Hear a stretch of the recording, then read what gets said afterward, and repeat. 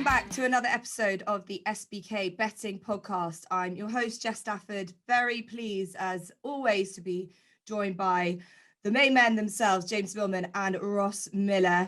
Week after week, we try and endeavour to bring you some winners. Last week was a challenge, but I'm delighted that James was able to steal the headlines with Protectorat, who he was adamant would do the business. And Bridget Andrews on board gave a fantastic performance as well. 4-1 that horse returned, and it was James's nap as well. So more of the same today, and that horse will probably be featured in one of the main races as the form is working out incredibly well. But guys, it's been an interesting, turbulent week in British racing, and I think it's safe to say if anyone wants to see Cheltenham returning, that the racetrack that we love to see, real national hunt racing, the HQ of racing, really reminds us of why we love this sport. It is returning to Cheltenham. And James, I'm sure that after the weekend you had with Protectorat, you're rolling from that and hopeful to see the form book repaying your faith again at Cheltenham this weekend.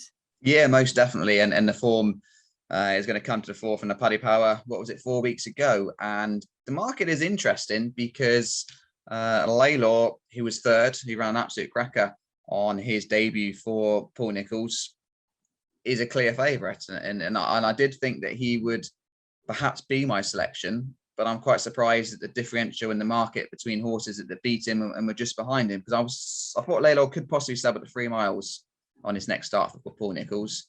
He obviously sailed on very well last time, and I think he's got every chance in this contest. But Midnight Shadow, he idled for me once he hit the front last time. That's why Protectorat got so close to him. I think he would have been better off if Cool Cody had actually stayed in his feet and given him a lead for longer.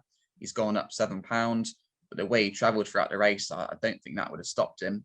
And he's really a bit of an each-way value now in a contest. He loves Cheltenham. He was second at the meeting last year behind Chatham Street Lad.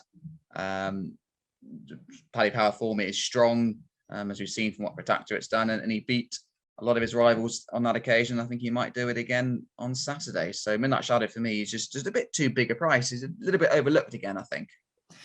Yeah, it's a fascinating betting market. Layla trying to reverse the form of Midnight Shadow, but he's got that weight swing now in his favour. 92 favourite Dostal Phil, who was also in that race, 11-2 Silver Hallmark, 6-1 Fairnet, 7-1 Midnight Shadow. For you, James, is at 10-1. Cool Cody trying to come back after that really gut-wrenching fall is 11-1, along with Foozle Raffles, which makes this race a bit more interesting having him in there. Zanza also the same price. Beakstown 15-1, Sapage 17s, and Show de Lac at 17-1. It's bigger than the rest. But as James has mentioned, Ross, the first, the third, the fourth, the sixth, the 11th, Cool Cody, who fell. It's a real rematch of the Paddy Power chase in this. As we said, Protectorat giving that form of that race a huge boost. Is that where you're looking? Do you think these are the horses that you need to have faith in to repeat themselves now that what they're on the old course, which is interesting, or is there somewhere else there? It was certainly where I started, and I entirely back up what James has just said. I think Midnight Shadow has again been overlooked, and he does seem to get overlooked. I'm still annoyed at myself. I overlooked him last time, having been a follower. He did only win by a diminishing distance. And strictly speaking, Laylor was beaten 2.5 lengths. Dostal Phil beaten 3.5 lengths. They are weighted to reverse the form. But I entirely agree with James that he pecked at the back of the last and lost a lot of momentum, and then definitely idled up the hill. He was definitely value for more than the official winning margins. And I wouldn't be convinced that Laylor and Dostal Phil will get back past him. I think this track will suit both of those better, but I think it arguably could suit Midnight Shadow better as well. So of the ones reopposing, the one I thought was probably best treated at the weights was Cool Cody. He's £5 better off, departed at the second last, and it's foolish to make too much of a judgment, but I'm foolish and I have made a judgment. I don't think he'd have been beaten a long way. You know he'll stay up the hill. Ironically, when he fell last time before that, he'd probably put in one of his most assured rounds of jumping, certainly that I'd seen. He's been a liability before, and he'd actually looked very good. And to be fair, when he fell, he didn't make a bad mistake. He just sort of didn't get the landing gear out and knuckled over. So I was leaning towards Cool Cody, and then at the last minute, I've sort of swerved and come back to one that's not run over fences for a while. Cyril Delac for the pipe team. He was off just under a year, having moved from Nick Williams to the pipe team. He ran over hurdles at the meeting last time, and ran very well for a long way, and then got slightly closed off turning in, and was given a fairly easy time of it, and ended up being beaten a fair distance. But he fell at the last in the Brown Advisory 2 years ago, went in front, probably not going to win, but that was off a mark of 150. He then immediately had a wind up, and then unseated at his first run for the pipes at the Paddy Power last year. And he's now back off a mark of 143. And I just thought that looked tempting. He'll like the slightly softer ground. The stiffer track should suit. And at 17-1, I thought he was definite value, whereas I struggled to pick my way through the others really to find what I consider to be a value bet.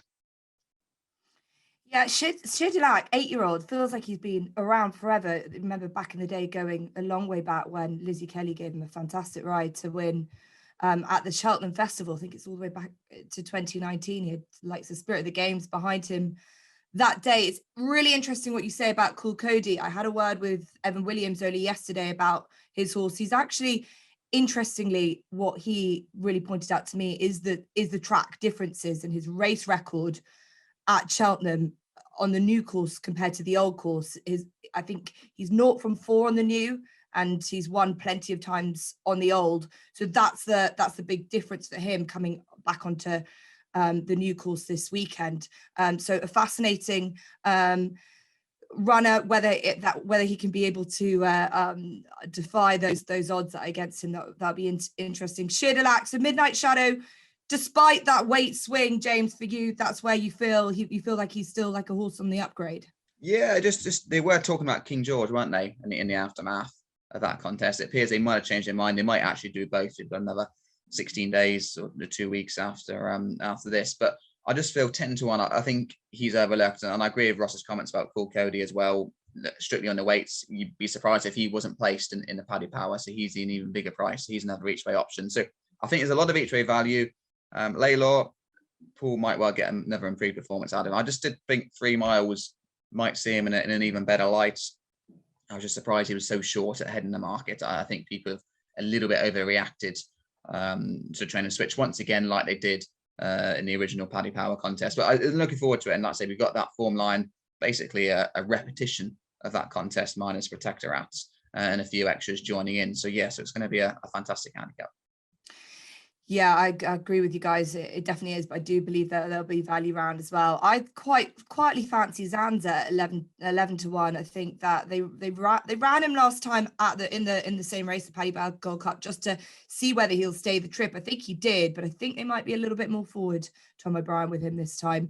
He came from a long way back. He did stay on. He didn't overwhelm me, but I do think they might ride him a little bit differently this time. I just think that, as you guys are saying, 92 about Layla is short enough, and I think that he could come there with a bit of running. Another horse, Silver Hallmark, is a fascinating contender considering the now very good form line that he has with Fiddler on the Roof. He's at 6-1.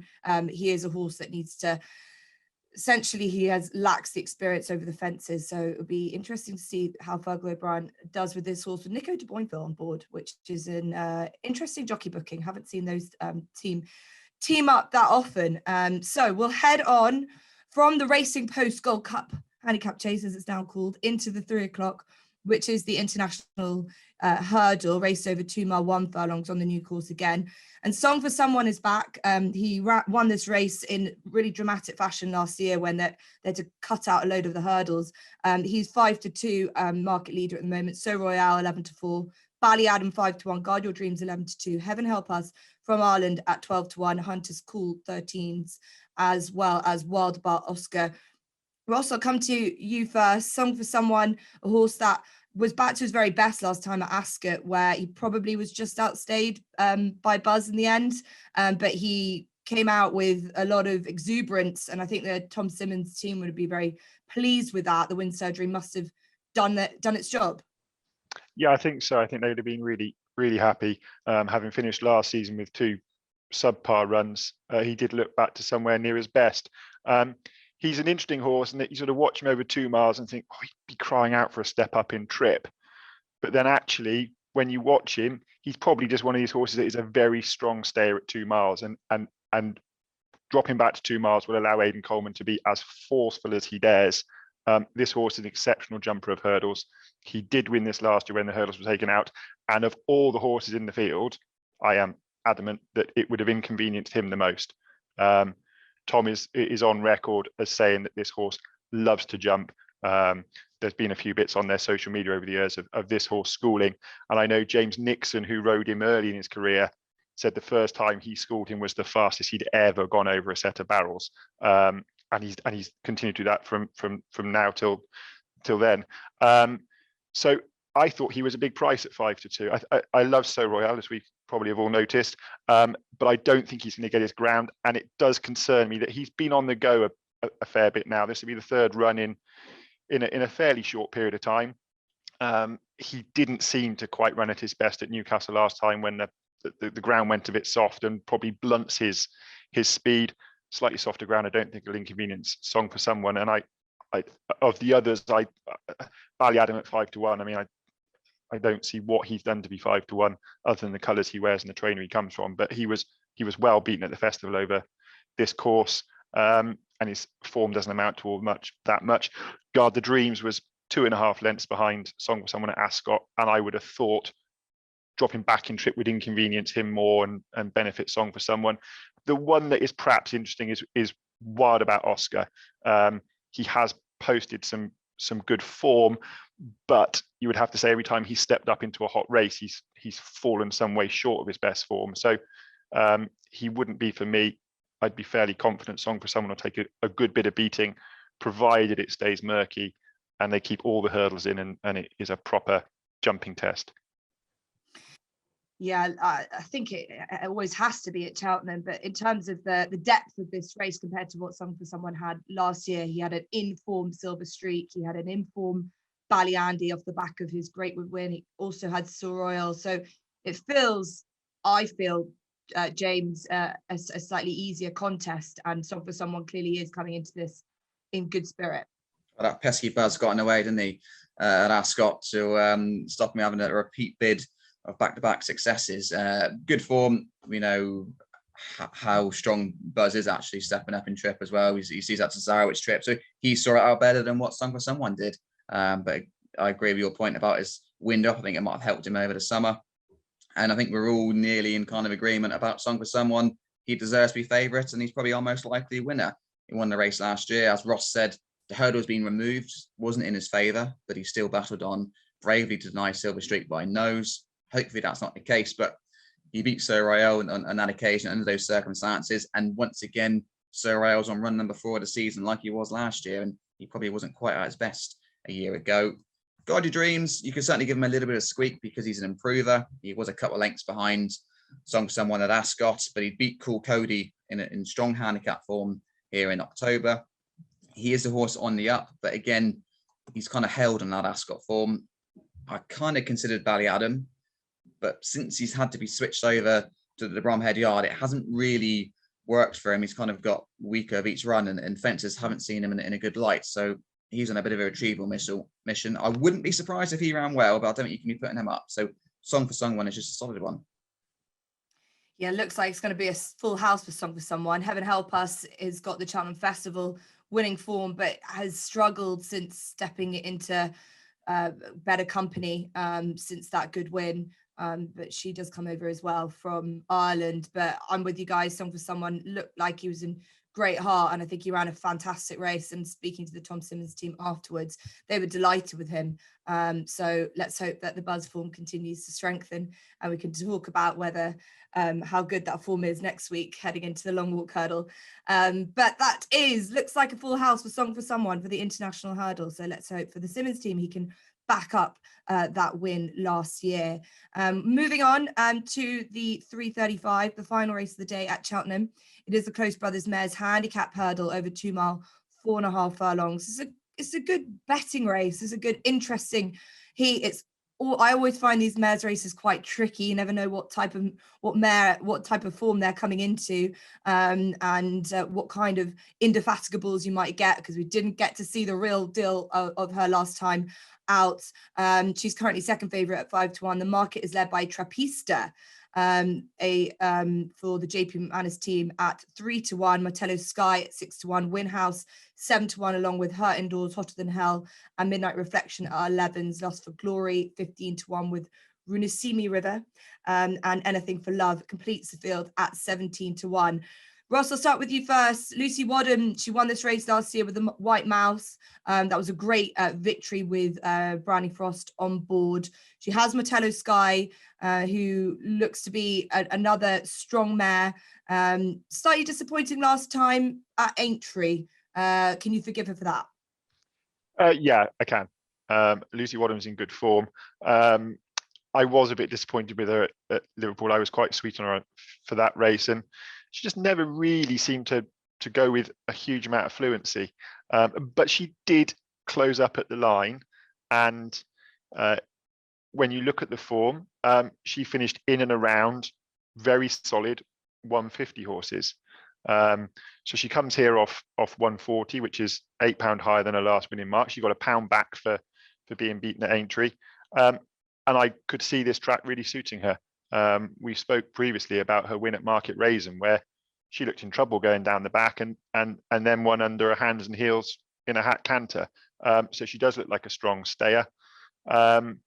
So I think she's got outstanding chances. And from that Market Raisin run, Earl of the Cotswolds has come out and won his next two. He's now rated 139, and she gave him £3 and a 12-length beating. So there is certainly reason to think that a marker 140 is not beyond her. Indefatigable is a mare I do like, but I am prepared to forgive Martello Sky's last run at Liverpool. Indefatigable's last run at Newbury was very disappointing, and I couldn't really see her turning that round in just 2 weeks. And Trapista could be anything, but you wouldn't get me taking her at a short enough price off the back of one run at Huntingdon, where she was very impressive, but the second and third have been well beaten in both their next runs since. She did win very easily, but I think Martello Sky is a solid option. Lucy Wadham's in good form. Aidan Coleman's won on her before. I thought there was a lot to like, and I thought 6-1 was a very decent price. Yeah, definitely. Can't deny the Lucy Wadham form. They're fascinating, these mares, aren't they, James? You can trying to work out what form they'll come into, and where they are. Indefatigable, I still can't work it out. Seems like the team responsible for her don't really know what happened last time out. Coming back into handicap company might be a bit of a confidence boost they're trying to look for, but off top weight, that is always tricky. Martello Sky is not too far behind in terms from a weight perspective. Do you think there's any unexposed horses in there, or do you think the class mare might come to the fore? Well, Trapista is obviously the easy unexposed one. We've only seen her once in the UK, where it was a pretty easy success at 141 days previously.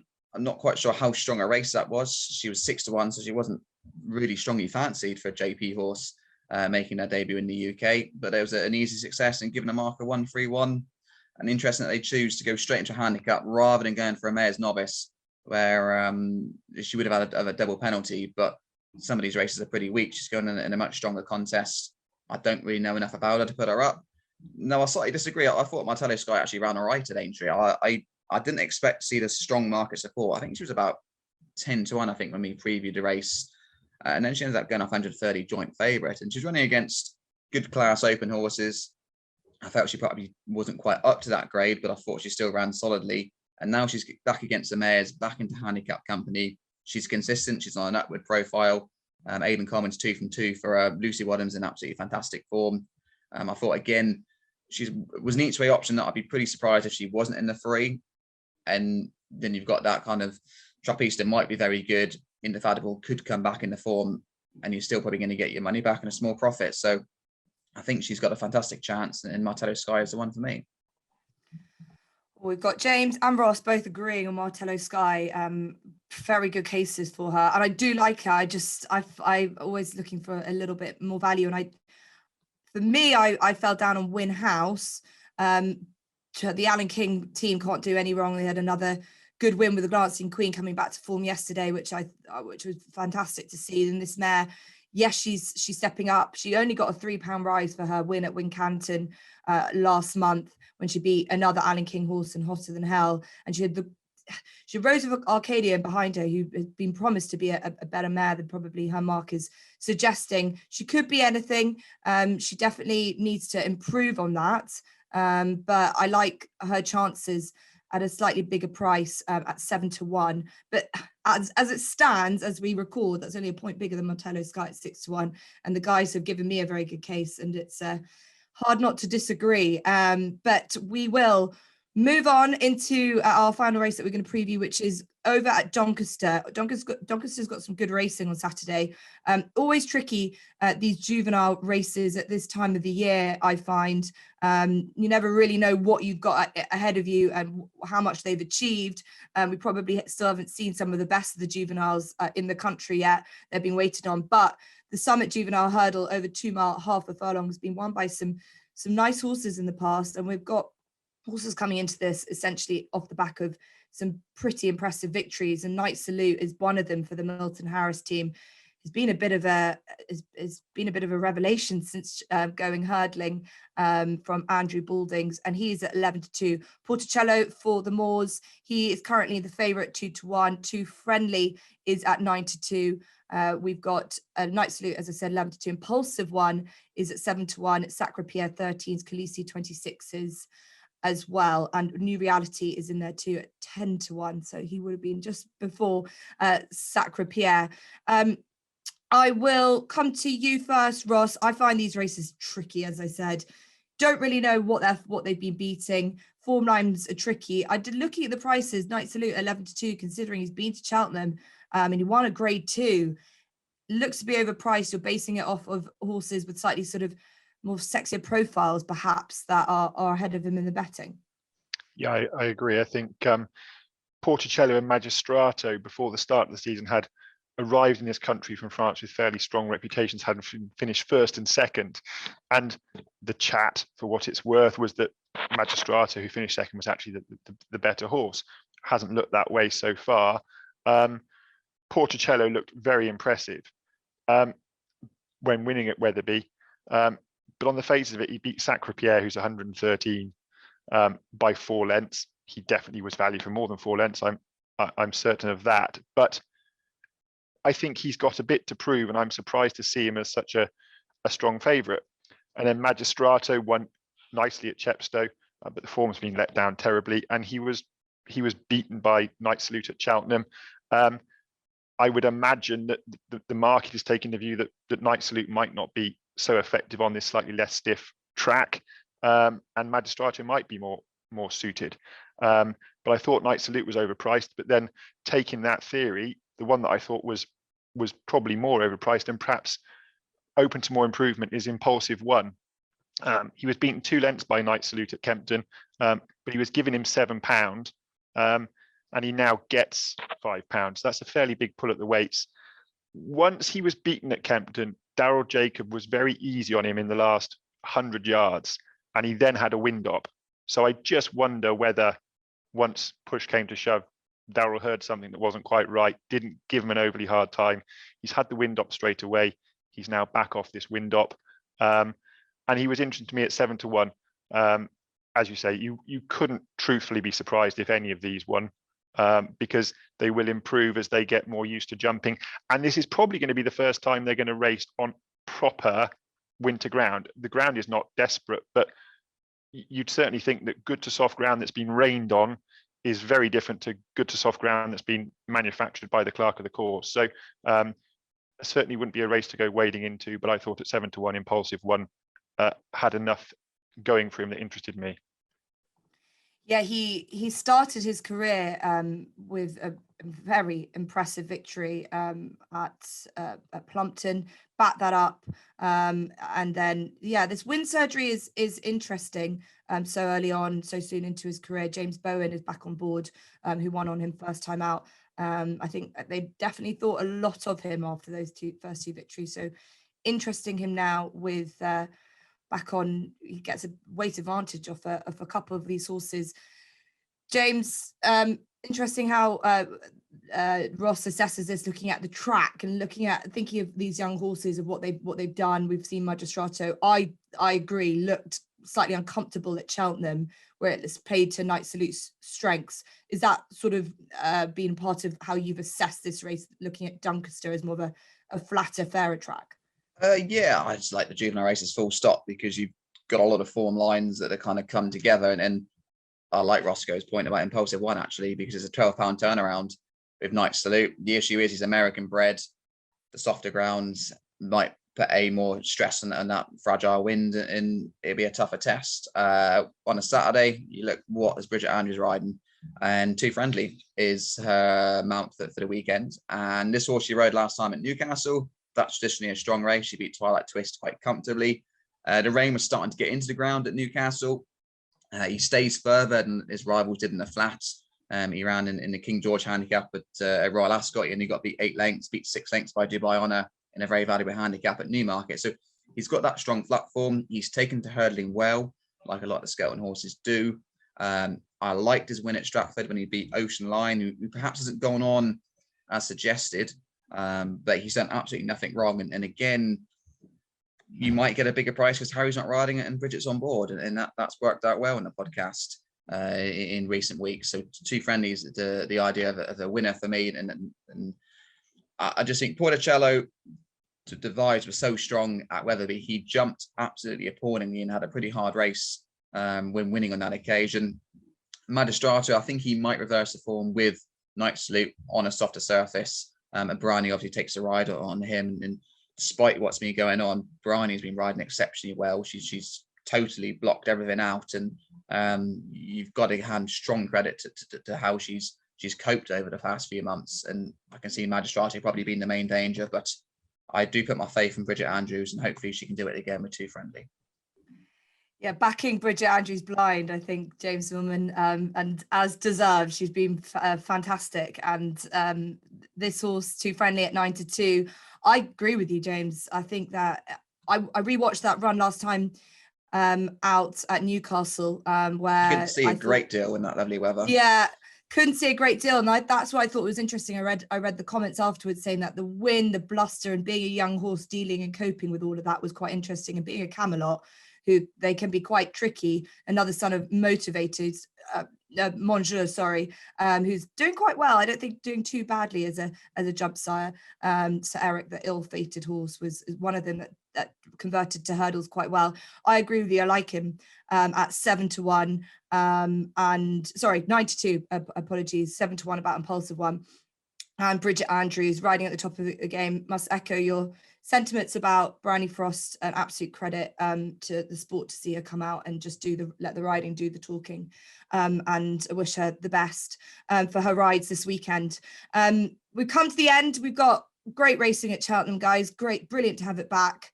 2 days of the international meeting. I think it's good to soft ground, which they're getting there with the winter ground that they're hoping for.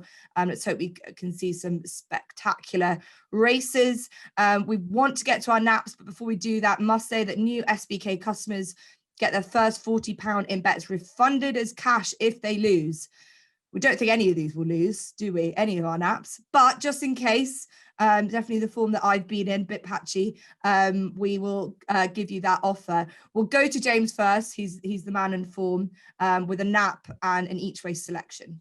I'm going to keep the faith with horses and riders. So the nap is going to be Bridget Andrews on Too Friendly. Like I say, I was impressed with the Newcastle win in tough conditions last time. He's handled soft ground. He's got the best flat form, and I think he's probably a little bit overpriced again. And my next best is Midnight Shadow. I thought it was a fantastic effort when he won the Paddy Power. Yes, he's badly off at the weight to his rivals, but I think he could have won further. And he's an each way price once again. So even if he does get caught, I think you're going to make a nice profit on Midnight Shadow at one of his favourite tracks. 10-1 for Midnight Shadow and 9-2 for Too Friendly for James. And over to Ross. We've seen your naps land. You can do it again. Where are we going?